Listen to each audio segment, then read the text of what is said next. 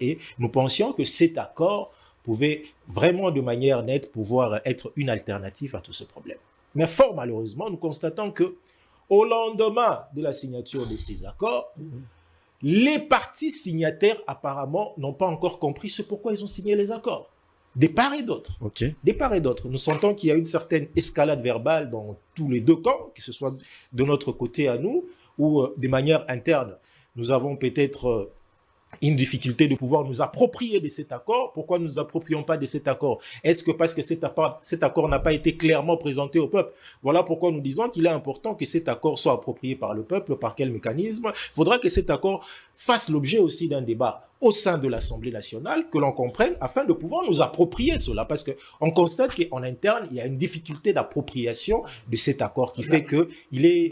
Au préalable, l'accord devrait normalement passer à l'Assemblée pour un débat. Bon, je vais essayer de revenir dessus dans la deuxième partie de la paix.